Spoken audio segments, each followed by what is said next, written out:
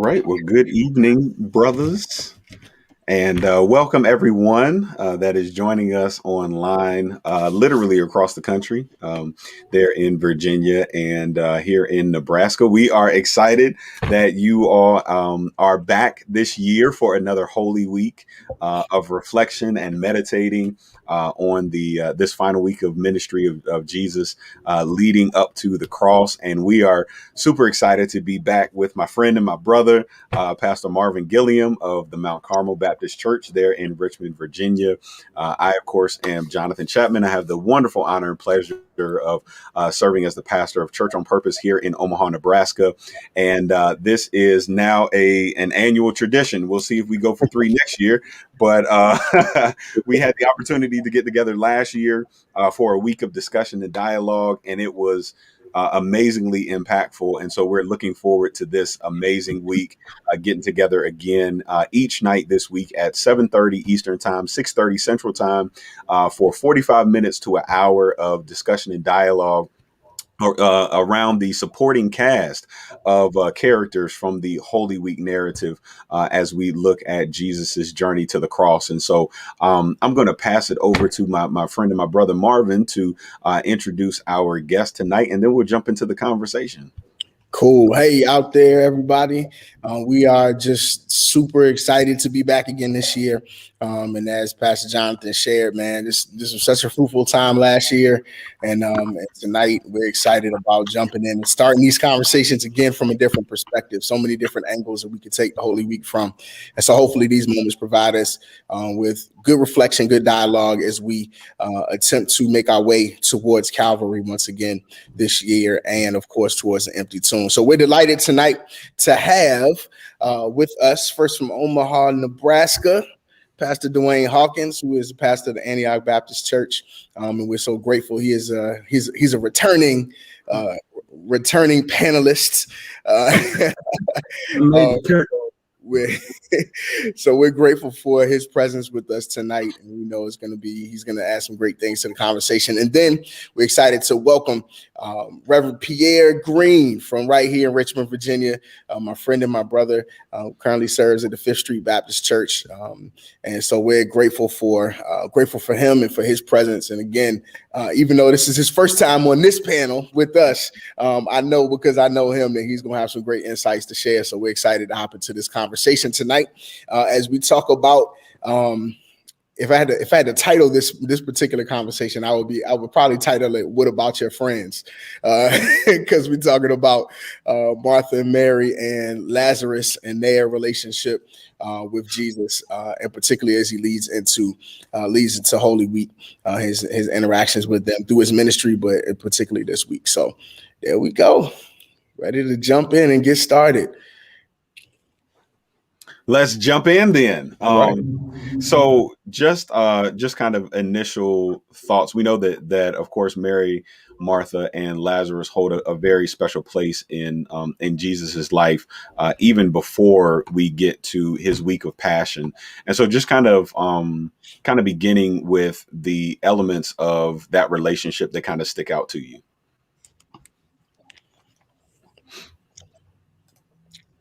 We'll let our panelists hop in first and give us our guests tonight hop in first and give us some perspective, and we'll jump in, get the conversation rolling. Well, the one of the first thoughts that comes to my mind about the relationship that Jesus had with this family was how the Bible speaks to the love that he had, and how he was willing to display it, not only in his thoughts but in his emotion. Mm-hmm. When the text said that Jesus wept. It's just brothers on the panel tonight, and boy, what an amazing example that he models for us in our earthly relationships about showing our emotion for the people that we love. So I'll stop right there and let somebody else. What jumped out to me was the women. How Mary and Martha were there. They were in the position of service from the beginning. And I think about our churches, for example. We have so many women that do so much work, but rarely get mentioned or rarely get the recognition. So to see that these two sisters, Martha and Mary, the impact that they had on Jesus' ministry, that was eye-opening to me. Like, wow, they were there the whole time,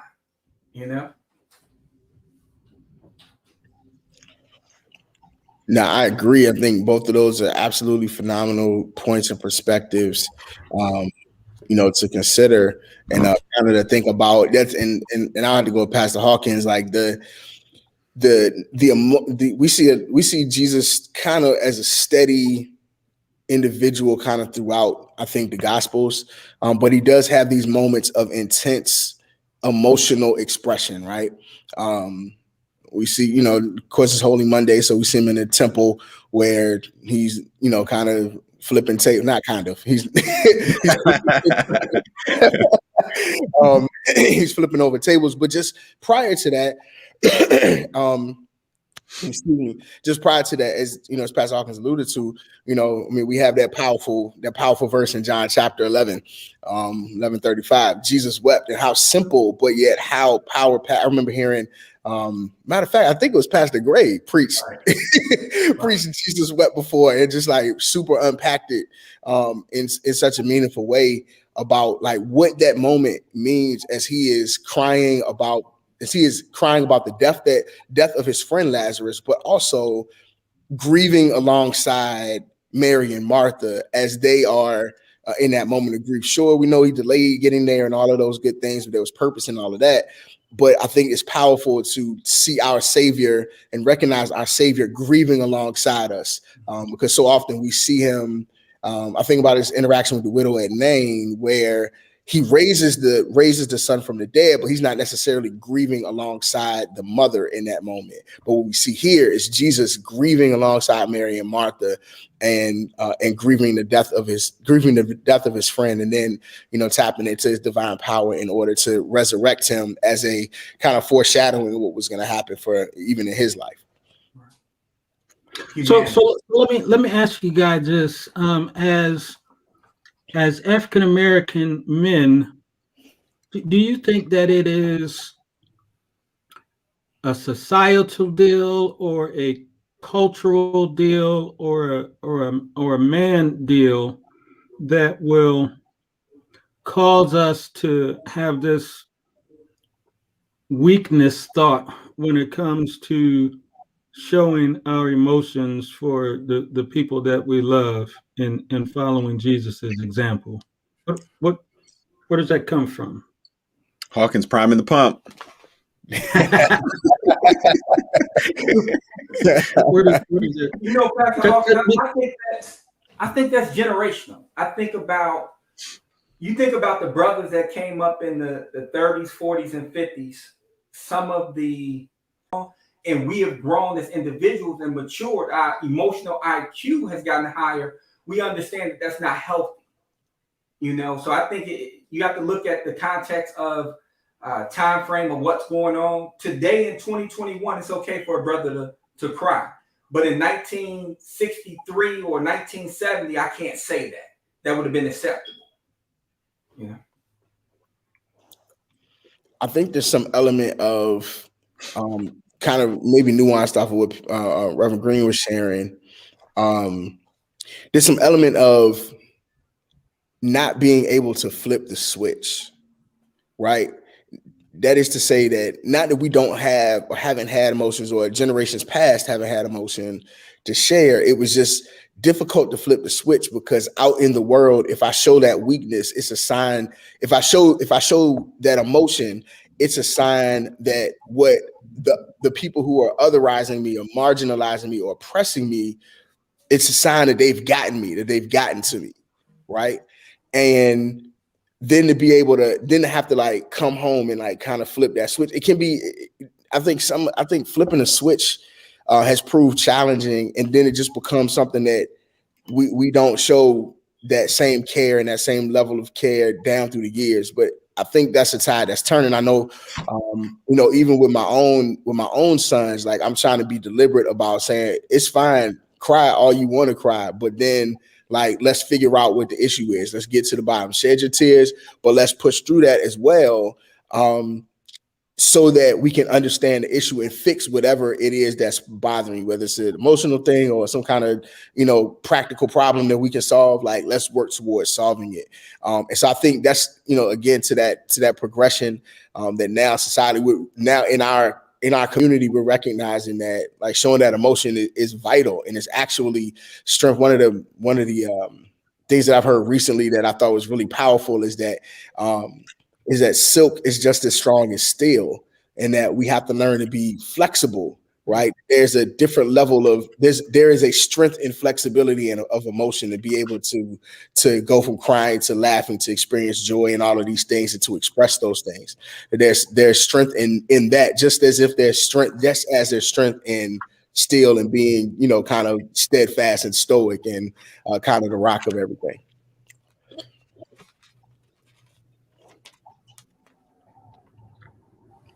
I think another thought that comes to my mind, it's kind of alongside of that same point. It just has to do with the fact that Jesus placed a priority on relationship. And it sounds like an obvious thing, but when you've been pastoring for a minute, you can get caught up. I don't want to say caught up as if it's a bad thing, but there are so many things that fight for the energy of the pastor. Mm-hmm. And like right now, especially last year, and still coming into this year, technology is gripping me, and now I know what I didn't know. I still don't know what I don't know, but I know what I didn't know. And now re-entry is gripping me, and in all of that, he placed a priority on relationship.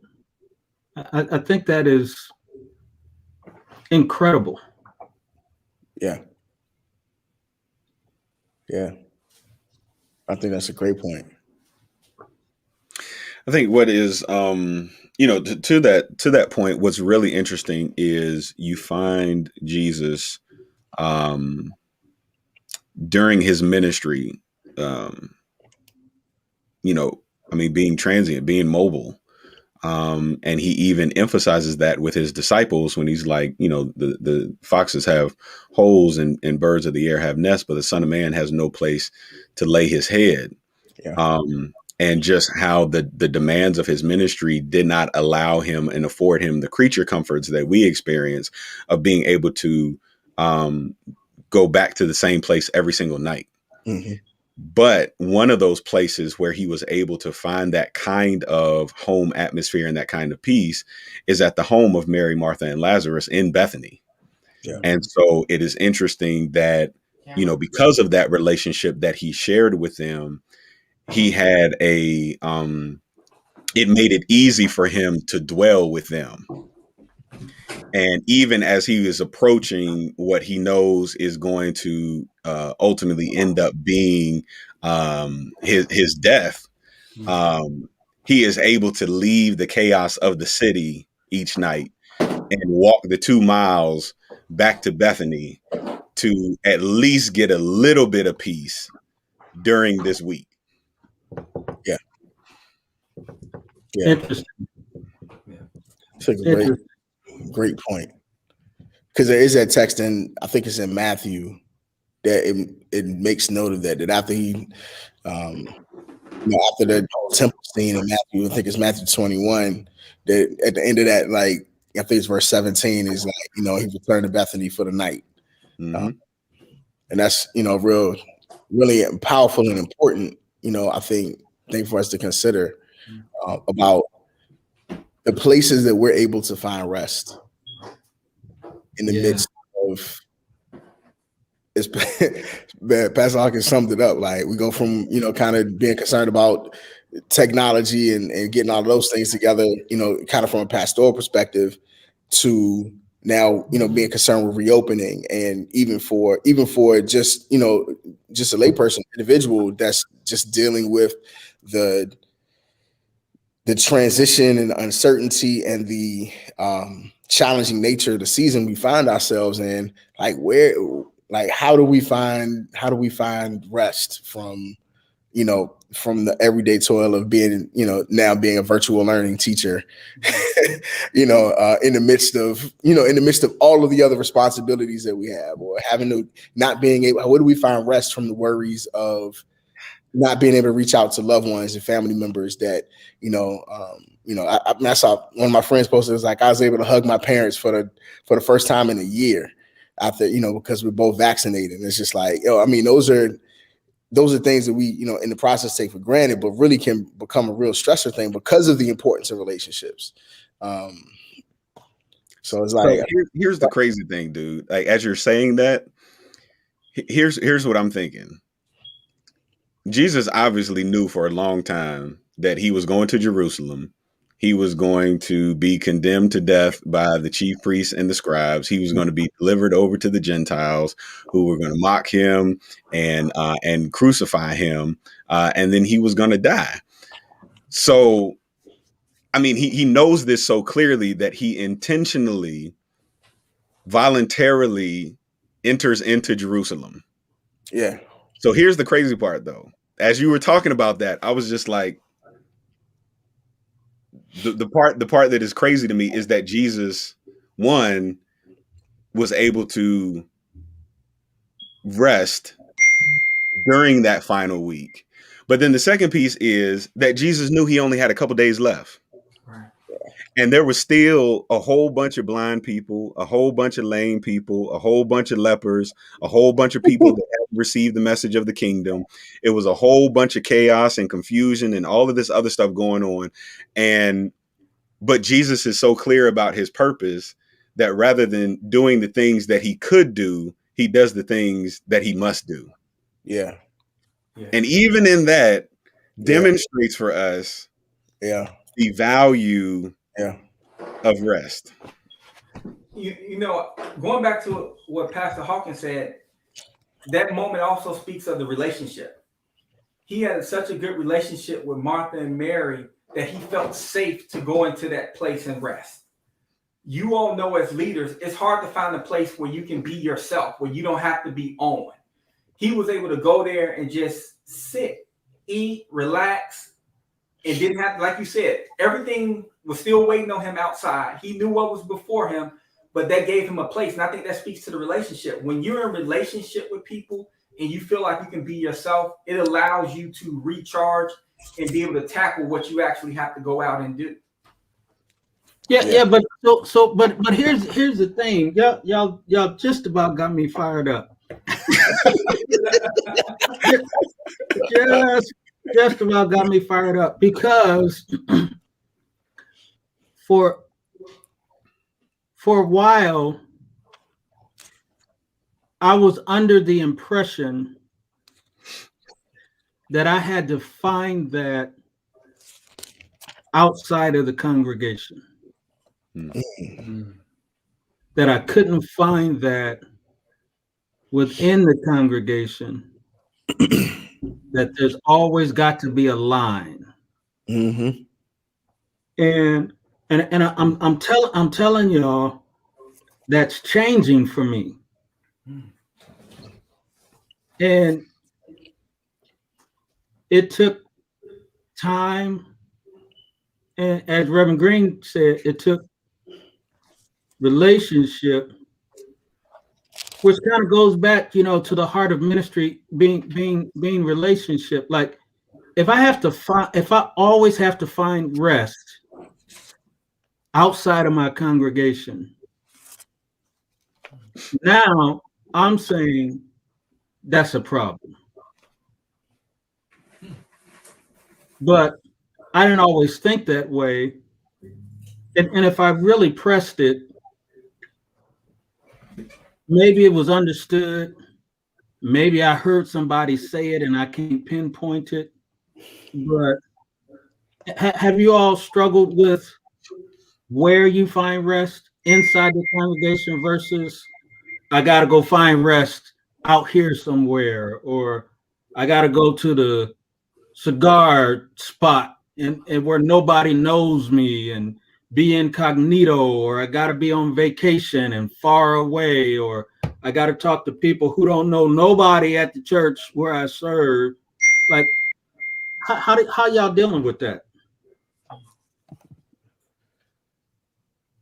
Yeah.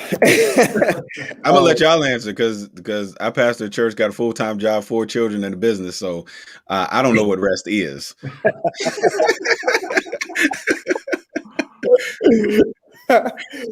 Now, I was going to say that I think that's something that I absolutely agree with now as well.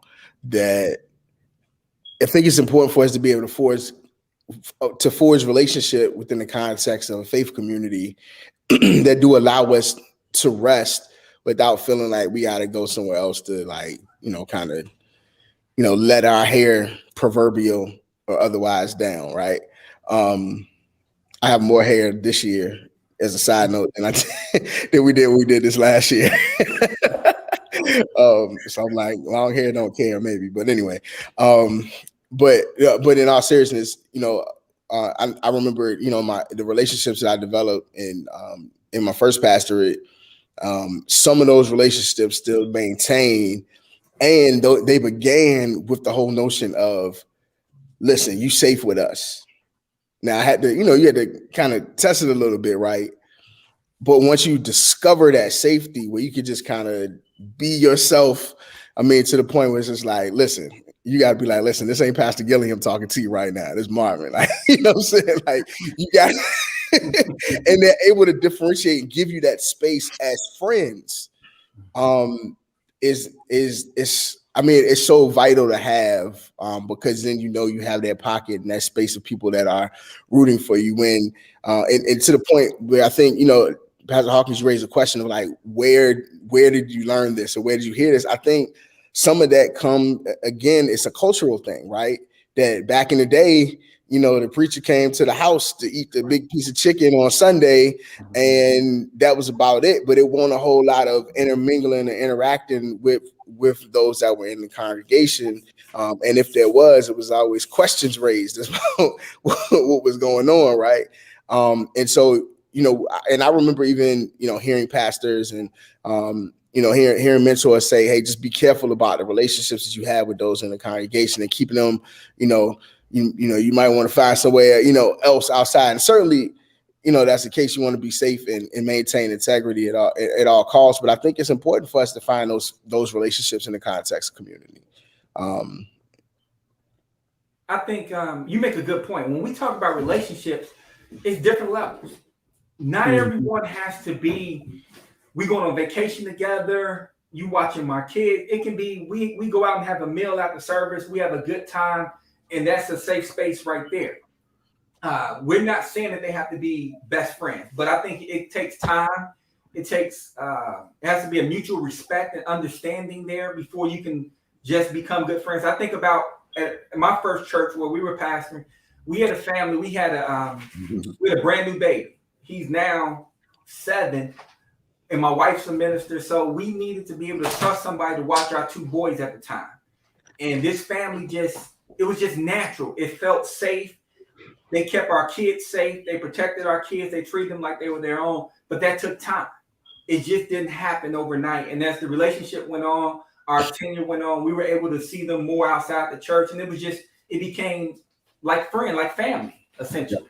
But it takes time. And you have to like Marvin, like Pastor Gilliam said, you got to be careful because you hear the horror stories of, the pastor got too comfortable with and all that other stuff. So yeah, I think it just takes time. So my father, in all of his wisdom, who is grading me on my dialogue this evening, corrected me and said, pastoring is a full-time job, so you have 2 full-time jobs. So, so I had to plug that in there and correct that. But I think one of the beautiful things about, what's so crazy, man, is just all that we're able to glean from Jesus's life, the little bit of it that is recorded in the Gospels.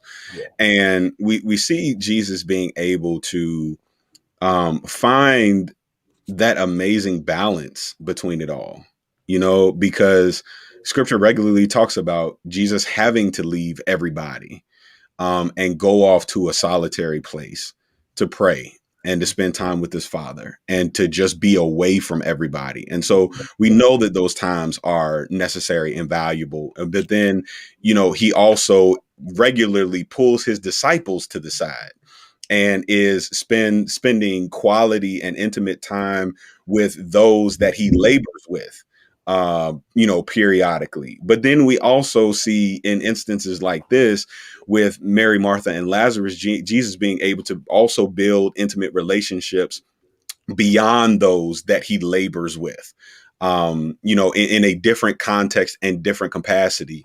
And then also, also having those times where he is with the larger group. And I think that we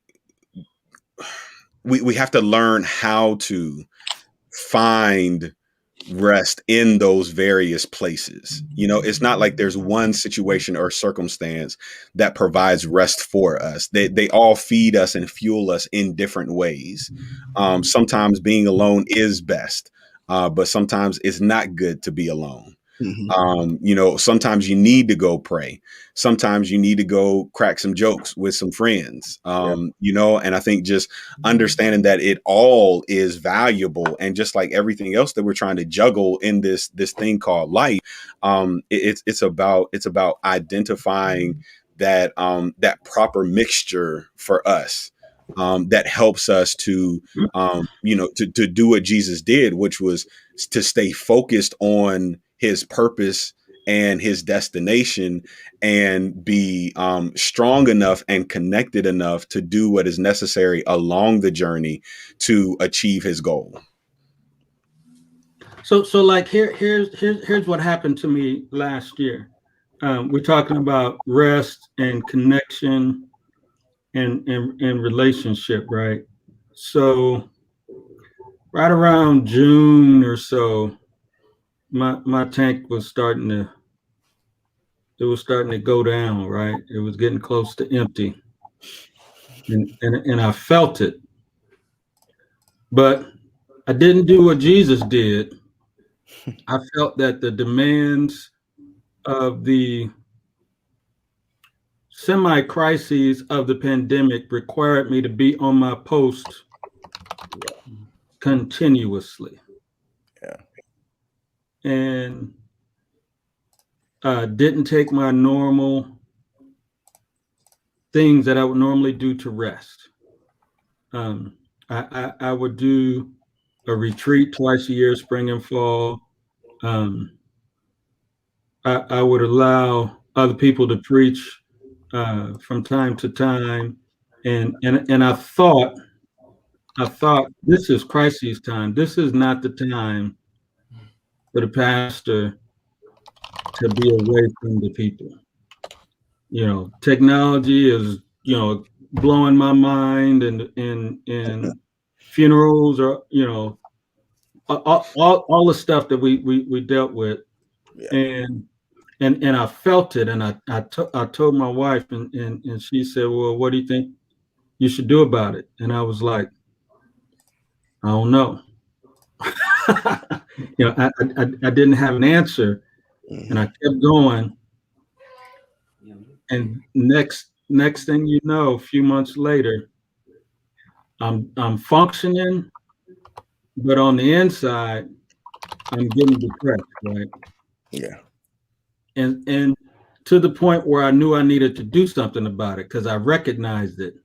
Oh, I know what this is. This is depression. I'm familiar with this feeling. I need to go talk to somebody. Mm-hmm.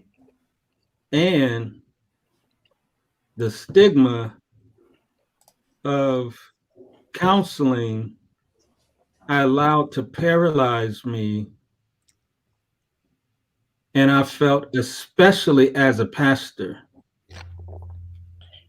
yeah, I'm the one that's caring for everybody else. I shouldn't need, and I ain't do what Jesus did. And so when I finally went to go see the therapist who was an African American pastor who was certified, so I didn't have to explain a whole lot of background stuff. Like he got it from the get go. The reality is, in that instance, I was able to just take off the hats and connect.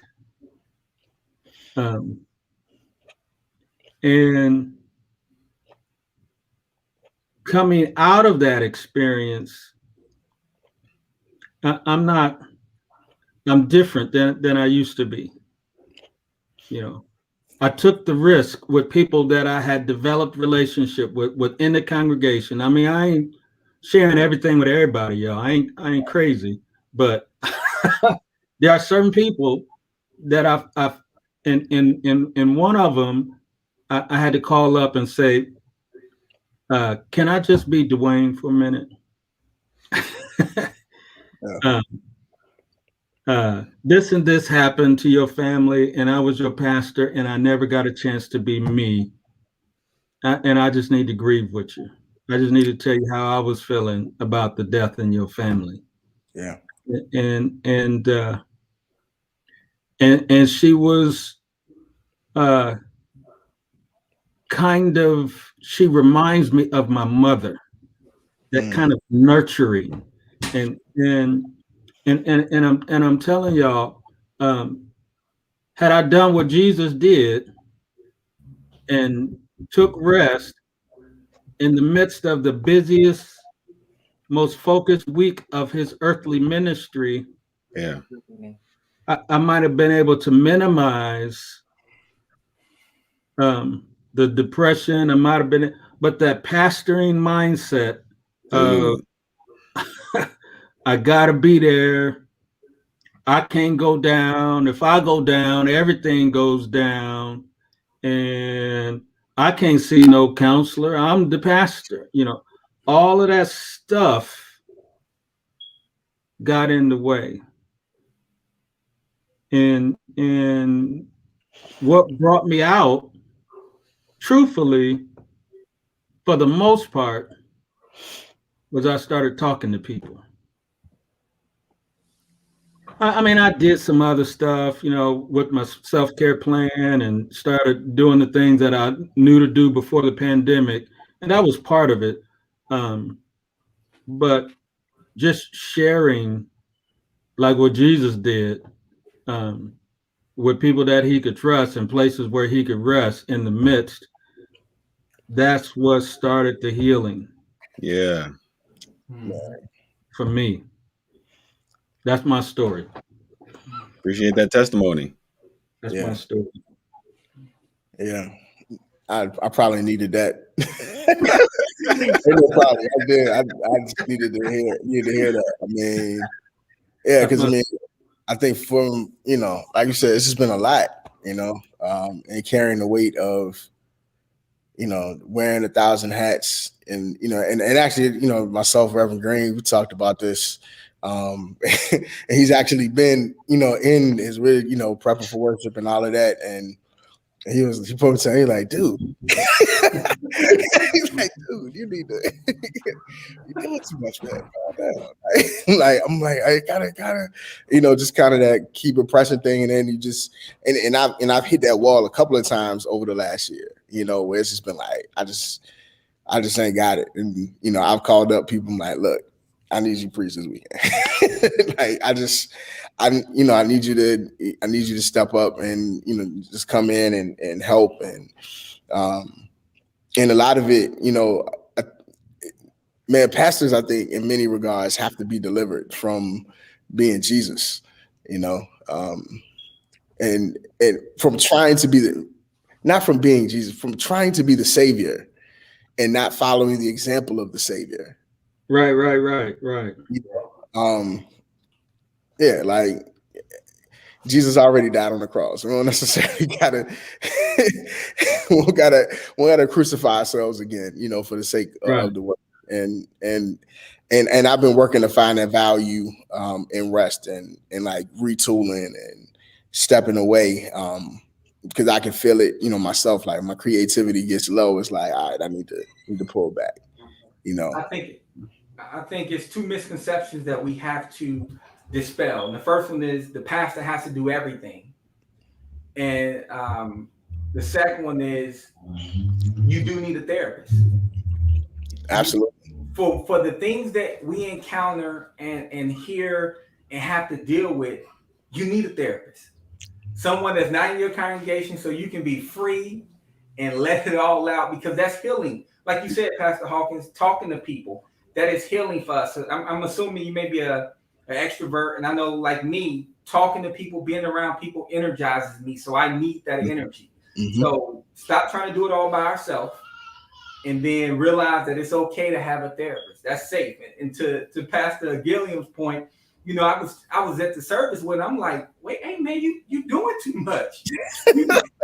Slow down. Like I'm like, hey man, can I get you some water or something? Like let me help you.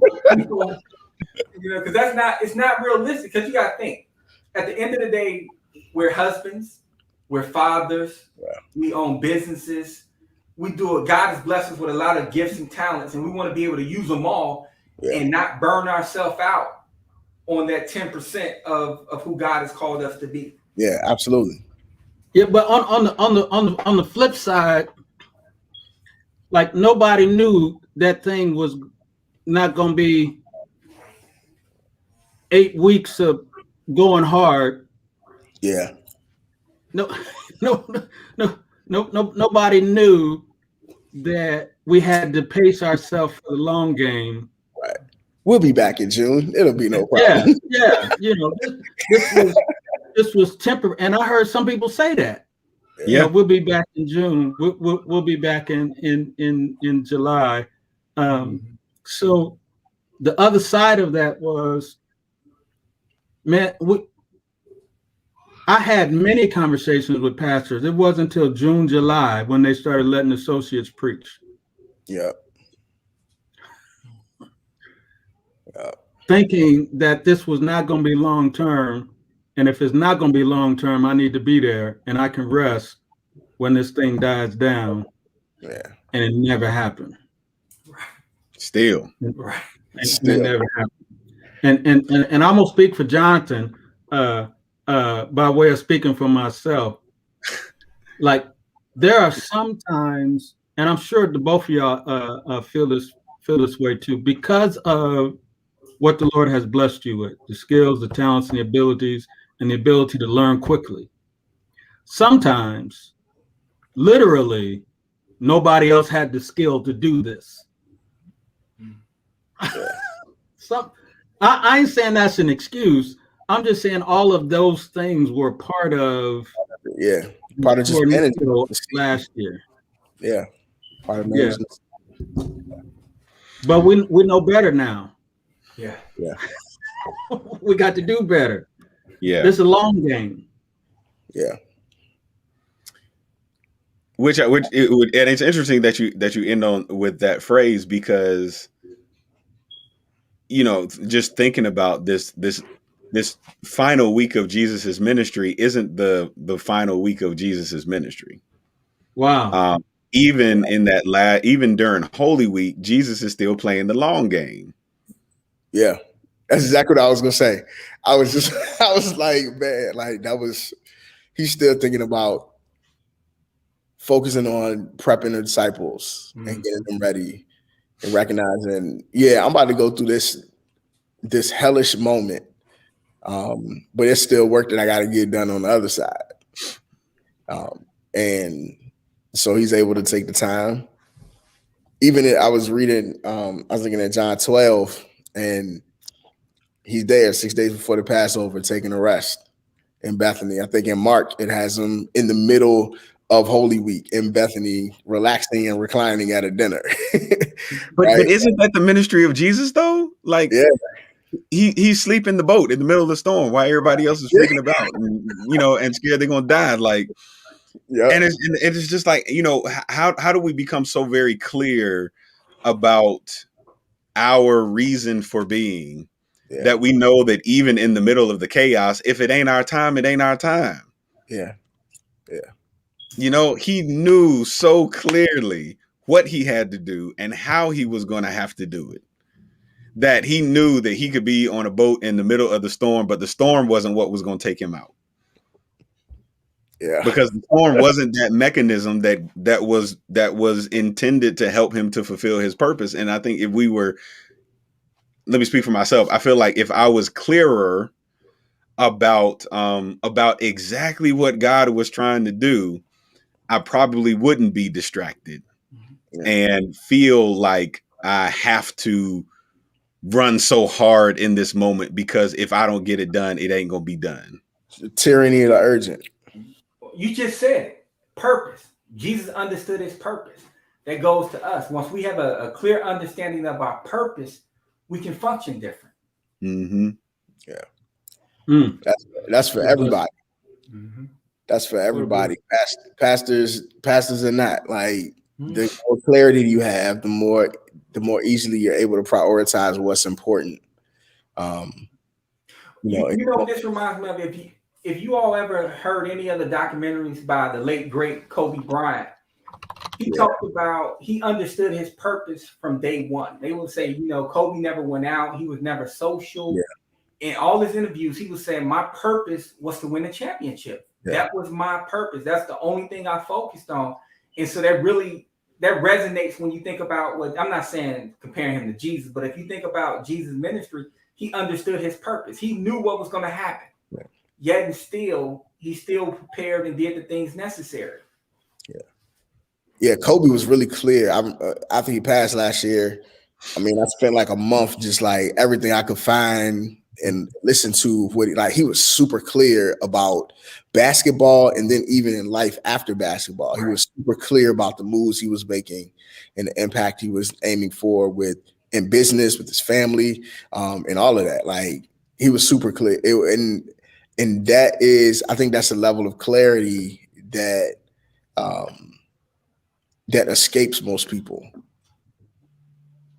and then cause us to being consumed into things that aren't necessarily connected to the specific thing or things that we are called to, or the things that come out of the natural core of who we're created to be.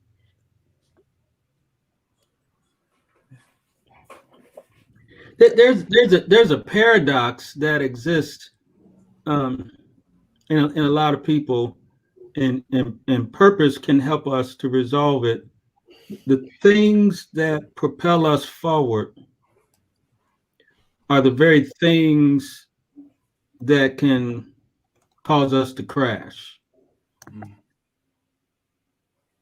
Good. Somebody type that. Put it in the willingness to serve. That's good. To give the Lord our all. Whatever your own strength finders, or whatever those things that God has given you that has been used for his glory to propel you forward, are the very same things, if you're not careful, that'll be your downfall. Right. And so knowing when to turn it on and when to turn it off is connected to a true understanding of purpose, and this whole notion of process versus results, and who's responsible for what. Mm-hmm. You explaining Martha, and Martha Mm-hmm. and her, she was exceptional at hospitality. Right, She was fixing the meal, and she went to Jesus and was like, "Tell Mary to get up. She's sitting down there chilling." And she missed it, that she missed being in the presence of Jesus because she was so focused on these details of making sure the food was done and everybody was satisfied. And to your point, many times we can't get distracted by those little things that really don't have a big impact, and we miss the moment. She missed the moment of being able to sit at Jesus' feet with her sister and glean from him because she was so focused on the meal, Yeah. Which she was probably good at. Right. Well, Martha could throw down. Yeah. That's probably That's why Jesus kept going back to the house. She was Baptist, y'all. She was Baptist. She's gonna be my friend. Keep them close. We got about a little over 10 minutes to land this bird. One thing I wanted to throw out there to you guys that I thought about was, taking into consideration Jesus being very intentional about everything that he does, and him spending time with Mary, Martha, and Lazarus, during those first couple of evenings of his last week. I think it is it Hawkins, you on Facebook?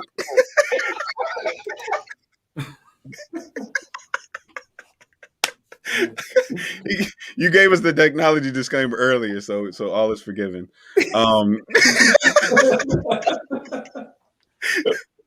But I'm trying to do too much. I'm trying to do too much. But I just wonder. I wonder with Jesus knowing. I mean, so let me see how I can say this I can give you the condensed version. I think sometimes when we look at Jesus, we forget we get so wrapped up in the godliness of Jesus that we forget about the humanity of Jesus. Mm-hmm. And sometimes we take this whole idea of Jesus knowing for an extended period of time that he is going to Jerusalem to be killed, a brutal death. And somehow like he was just cool with that. And that it didn't create a sense of anxiety or a weight that he walks with and that he carries with him.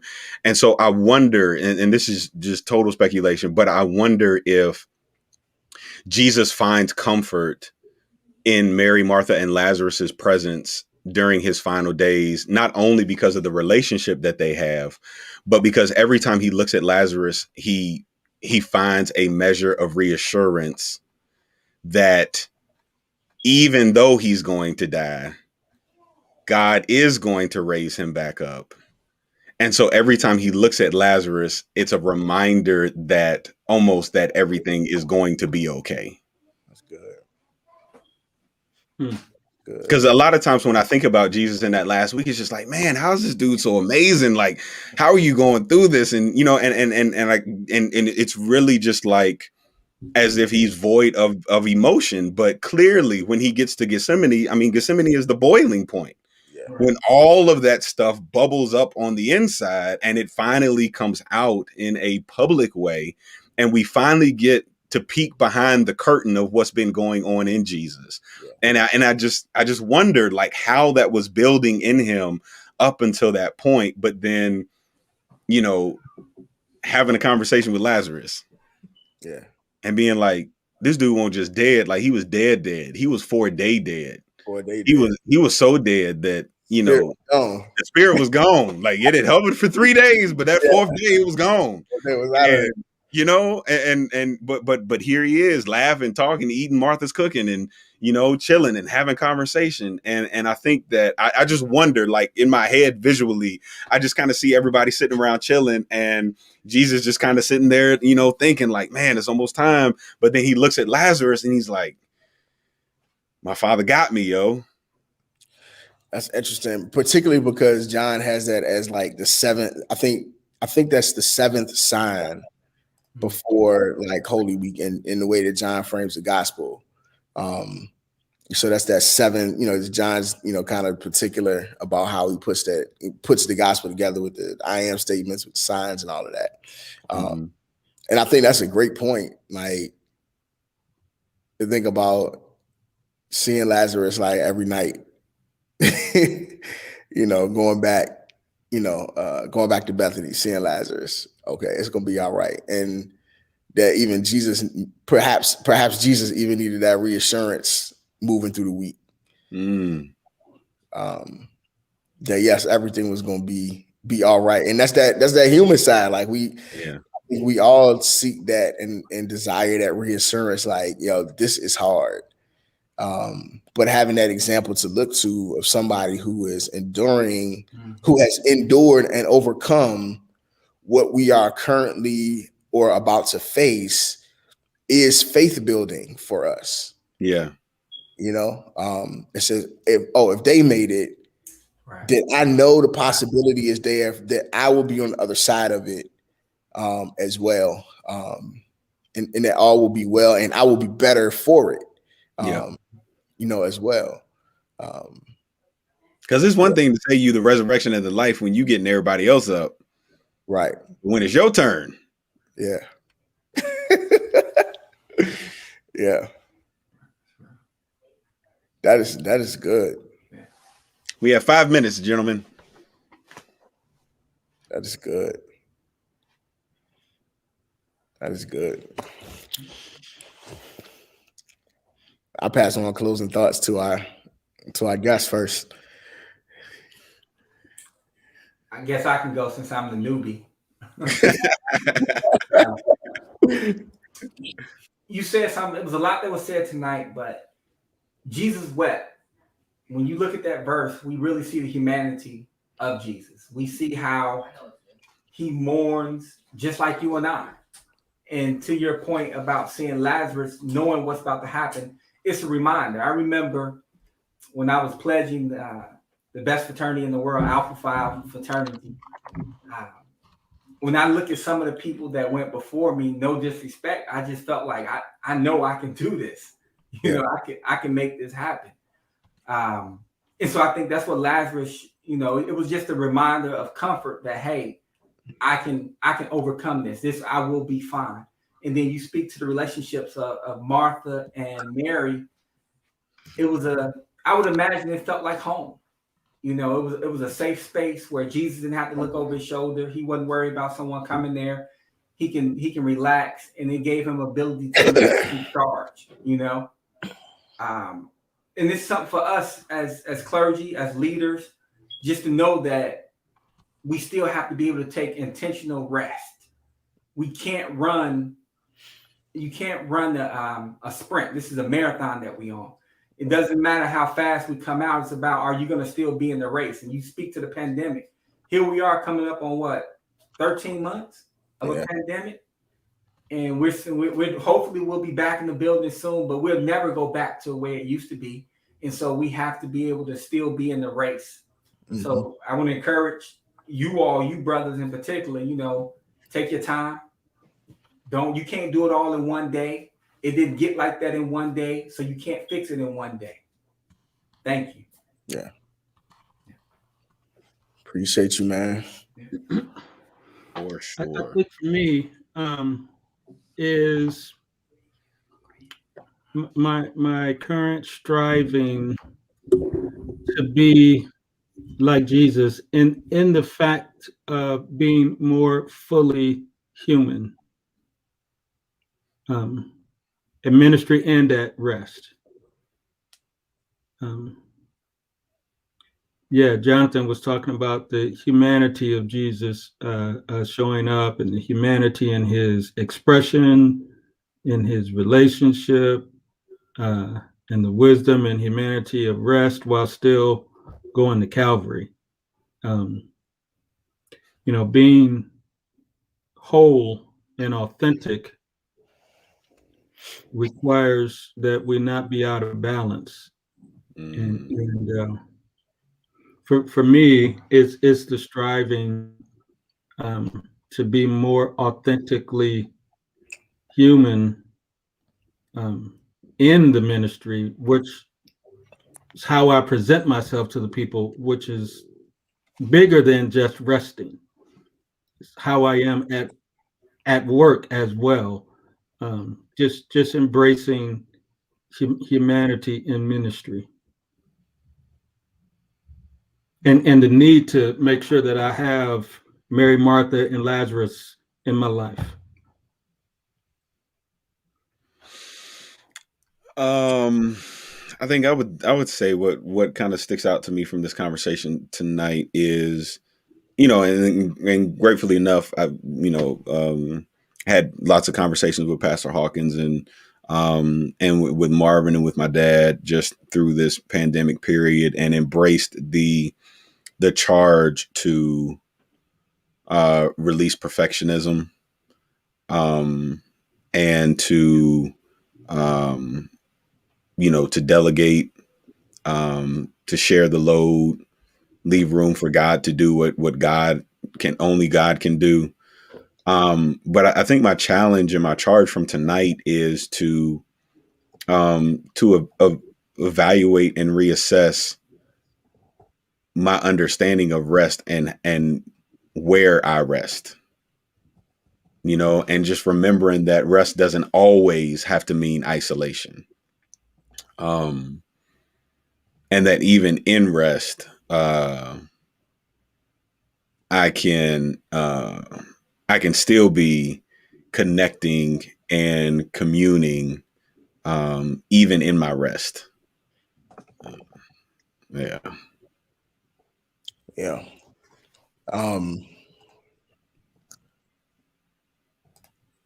It's rest in the midst of chaos.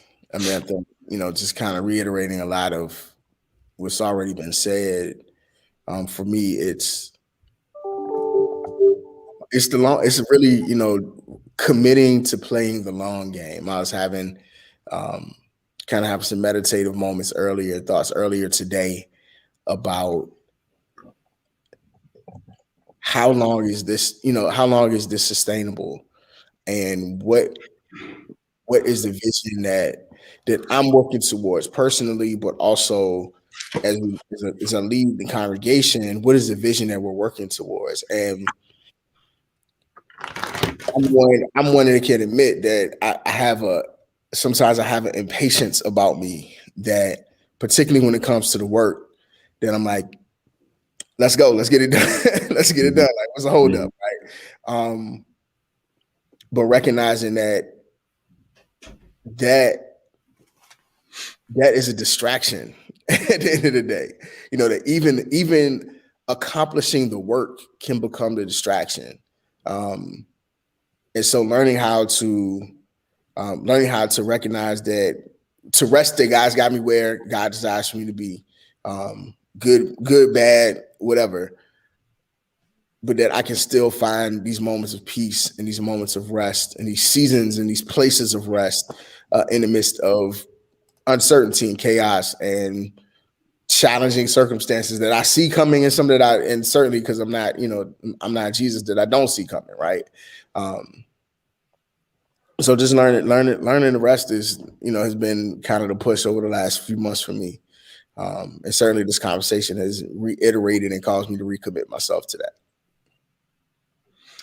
Well, praise the Lord. This has been an enjoyable conversation, and there is no doubt within me that we could go for another hour and a half. But we're not going to. Not this year. Man, listen. But brothers, thank you so much for joining us tonight. We definitely want to make sure that people are able to stay in contact with you.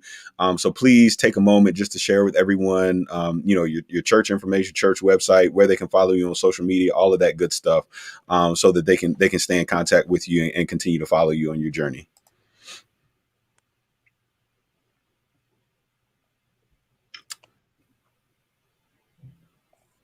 Antioch, Omaha is our church's Facebook page, website. We are AntiochOmaha.org, DAH Consulting. You can find me on Instagram at Pierre Green 12. That's Pierre PIERREGREENE 12 on Instagram. Pierre Green 12. Awesome sauce. Well, thank you brothers for your contributions to tonight's dialogue. For those of you that are joining us all over social media, we want to thank you so much for being a part of the conversation. Thank you for your comments there in the chat throughout the dialogue, and it's good to know that this was a blessing not only to us but also to you as well. We will be back tomorrow night at the same time, same place, and so definitely we look forward to seeing you. We'll have 2 new friends with us tomorrow night. And we'll continue tomorrow's conversation. Marvin, you want to tell them who we're going to be talking about tomorrow? Tomorrow we are talking about who are we talking about tomorrow? Forgot that quick. We're talking about tomorrow's religious leaders, I believe. Yep. Pharisees, Sadducees, Caiaphas, high priest. We see a lot of interaction in the Gospels between Jesus and in these groups and these individuals. It certainly comes to a head during Holy Week. So we'll talk about their role and see what we can discover from their part into play in this narrative of Holy Week and the ministry of Jesus. All right. Well, thank you all again for joining us tonight for our Holy Week meditations. We look forward to seeing you tomorrow night. And if tonight was a blessing, be sure to share with somebody else and invite them to the conversation. We'll be here each night at 7:30 Eastern Time, 6:30 Central, for ongoing dialogue this week as we continue to consider the supporting cast of characters along Jesus's journey to the cross. We love you. God bless you. And as always, live each day on purpose. Hey, there's no limit to what God can do. We love you. There's nothing you can do about it. Believe bigger. Have a great night.